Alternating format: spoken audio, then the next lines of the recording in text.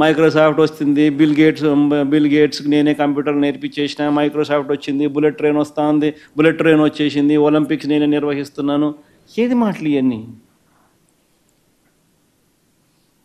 ఓ పక్క జిందాలో రెడీ పాపం foundation stone వేసినాడు కడపలో. నువ్వు ప్రోత్సహిస్తే చాలా ఆ మనిషి కంప్లీట్ చేస్తాడు. వాళ్ళని బెదరగొడుతున్నావు. సరస్వతి పవర్ ఇండస్ట్రీస్కి ఎందుకు ఫ్యాక్టరీ నేను కట్టలేకపోయినాను? కారణం ఏంది? మీరే కదా, మీ వల్లే కదా ఈడీ అటాచ్మెంట్లు. నా కేసులో పిటిషనర్స్ ఎవరు? తెలుగుదేశం పార్టీ, కాంగ్రెస్ పార్టీ వాళ్ళు కాదా? అది ముందుకు పోకుండా ఉండడానికి కారణం ఎవరు? ఇల్లు కదా.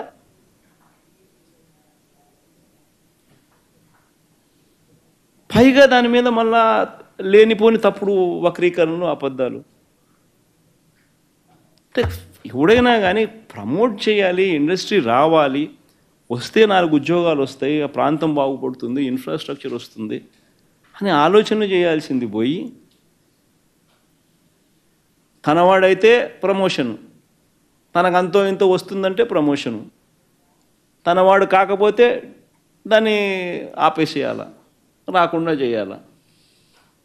అక్కడ నుంచి ఏది రాదు అని అనుకుంటే అసలు రాకూడదు. ఏం ఆలోచనలు, ఏం మాటలు. Sir, what's your reaction with respect to one nation, one election? Assembly సమావేశాలకు సంబంధించి మీరే చెప్పండి. అసెంబ్లీ సమావేశాలకు సంబంధించి మొట్టమొదటి అసెంబ్లీ సమావేశాల్లోనే స్పీకర్ గారిని, అయ్యా అసెంబ్లీలో ఉండేటి రెండే రెండు కూటములు, ఒకటి అధికార కూటమి, రెండోది మేము ప్రతిపక్షం. మేము కాకుండా ఎవరైనా ప్రతిపక్షం ఉన్నారు అసెంబ్లీలో? నేను మిమ్మల్ని జర్నలిస్టుగా మిమ్మల్ని అడుగుతా ఉన్నా. మళ్ళీ మేము కాక అసెంబ్లీలో ఇంకొకటి ఎవడు ప్రతిపక్షం లేకపోతే మమ్మల్ని ప్రతిపక్ష పార్టీగా గుర్తించాలా లేదా? మేము తప్ప ఇంకెవడం లేవాడు ప్రతిపక్ష పార్టీ కింద, మిగతాదంతా అధికార పార్టీయే. ప్రతిపక్ష పార్టీ కింద మేము తప్ప ఎవరూ లేకపోతే మా పార్టీనే గుర్తించాలి కదా ప్రతిపక్ష పార్టీగా.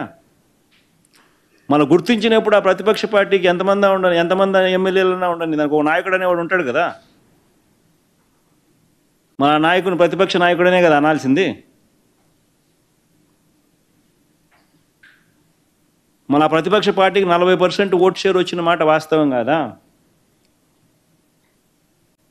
మన 40% ఓట్ షేర్ వచ్చిన పార్టీని ప్రతిపక్ష పార్టీ కింద పక్కనే పెట్టుకొని ఆ పార్టీని నేను గుర్తించను, ప్రతిపక్ష పార్టీ కింద నేను గుర్తించను అని అంటే దాని అర్థం ఏంది? ఆ ప్రతిపక్ష పార్టీకి ఒక నాయకుడు నేను ప్రతిపక్ష నాయకుడు గుర్తించను అంటే దాని అర్థం ఏమిటి? అంటే నువ్వు మైక్ ఇవ్వనప్పుడు ప్రతిపక్ష నాయకుడి కింద ఎప్పుడైతే గుర్తింపిస్తావో, ప్రతిపక్ష పార్టీ కింద ఎప్పుడైతే గుర్తింపిస్తావో అప్పుడు నువ్వు మైక్ ఇస్తావు. లీడర్ ఆఫ్ ది హౌస్ ఏ రకమైన మైక్ మీద ఏ రకమైన కమాండ్ ఉంటుందో, మైక్ ఏదైతే హక్కుగా తనకు వస్తుందో, అదే మాదిరిగానే లీడర్ ఆఫ్ ది అపోజిషన్కు మైక్లో అధికార పార్టీ నాయకుడు తర్వాత, అదే లీడర్ ఆఫ్ ది హౌస్ తర్వాత ప్రతిపక్ష లీడర్ ఆఫ్ ది అపోజిషన్కు మైక్ ఇవ్వాలి అదే స్థాయిలో. ఆ మాదిరిగా ఇవ్వగలిగితేనే ప్రజల సమస్యలను సుదీర్ఘంగా ఈ మాదిరిగా చెప్పగలుగుతారు, ఈ మాదిరిగా ఎక్స్ప్లెయిన్ చేయగలుగుతారు, ఈ మాదిరిగా ప్రభుత్వం నుంచి స్పందన రాబట్టగలుగుతారు. కానీ ఇక్కడ వీళ్ళు ఏం చేస్తూ ఉన్నారు? మైక్ ఇవ్వకూడదు, ప్రజల సమస్యలను ప్రస్తావనలోకి రాకూడదు అనే ఉద్దేశంతో నువ్వు ఒక ప్రతిపక్ష పార్టీ ఉంది అనే దాన్ని నువ్వు ఒప్పుకోవడం లేదు, అక్నాలెడ్జ్ చేయడం లేదు, యాక్సెప్ట్ చేయదలుచుకోలేదు. ఎందుకంటే యాక్సెప్ట్ చేస్తే దానికి ఒక ప్రతిపక్ష నాయకుడు అవుతాడు.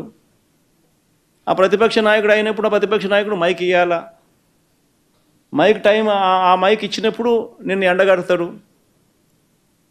నిన్ను ప్రశ్నిస్తాడు, సమయం ఇవ్వాల్సి వస్తుంది. కాబట్టి నువ్వేం చేస్తావు? నువ్వు ప్రతిపక్ష పార్టీ కింద అక్నాలెడ్జ్మెంటే చేయడం లేదు, ఒకటి ఉందని, దానికి ఒక ప్రతిపక్ష నాయకుడు ఒకడు ఉంటాడని అంతకన్నా అక్నాలెడ్జ్మెంట్ చేయడం లేదు. దానివల్ల ఏమవుతుంది? మైక్ అనేది నీకు ఇయ్యరు. 175 మందిలో నీకు కూడా ఒక సభ్యుడి కింద నీకు మైక్ 2 నిమిషాలు ఇస్తాం. ఆ 2 నిమిషాల్లోనే నువ్వు చెప్పాల్సింది నువ్వు చెప్పు అనే మైండ్ సెట్ అనే యాటిట్యూడ్ ఉన్నప్పుడు నువ్వు అసెంబ్లీకి పోయి లాభమైంది.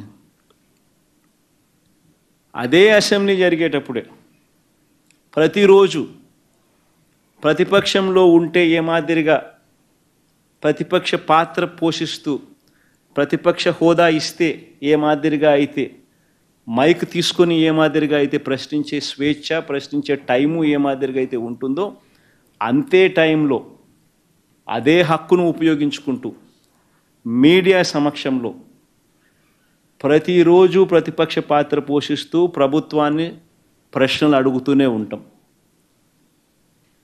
ప్రతిరోజు మీకు ముందే సమయం చెప్తాం.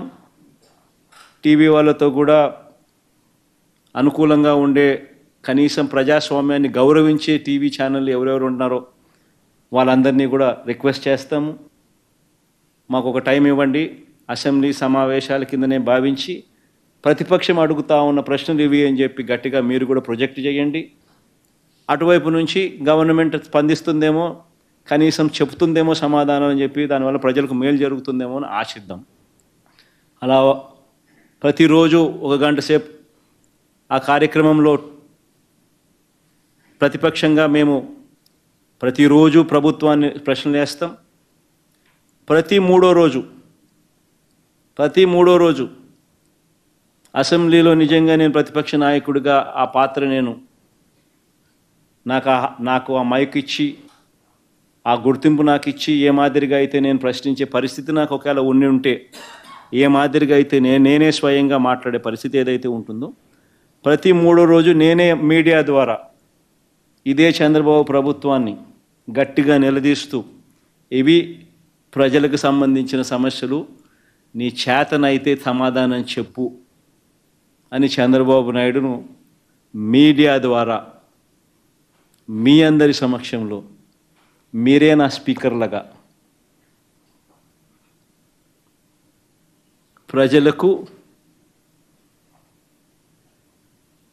ఇక్కడి నుంచే ప్రజల తరపున క్వశ్చన్స్ అడుగుతాం.